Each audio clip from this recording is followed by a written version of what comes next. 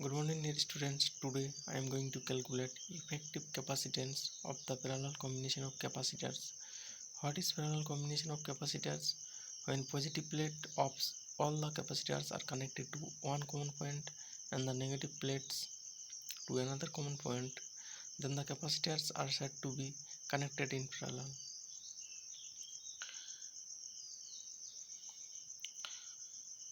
For the sake of convenience, we have taken only three capacitors of capacitances C1, C2 and C3. So in this diagram we are seeing that only three capacitors having capacitances C1, C2 and C3 are connected in parallel. Here V is the supply voltage and the common point are X and Y respectively. In parallel combination of the capacitor, potential across each capacitor is same, that is V equals to constant. That is, potential drop across capacitor C1 is equal to the potential drop across capacitor C2 is equals to the potential drop across capacitor C3, and this is must be equal to the supply voltage, that is Vc1, Vc2, Vc3 must be equal to V at steady state condition. The total charge will be divided in each capacitor according to its capacitance value. Therefore, Q equals to Q1 plus Q2 plus Q3, where Q1 is the charge of the capacitor C1, Q2 is the charge of the capacitor C2, and Q3 is the charge of the capacitor C3. That is,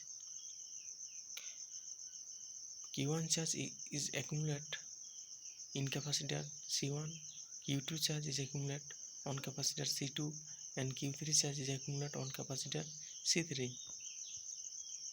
We have Q equals to CV. Therefore, Q equals to C1V plus C2V plus C3V.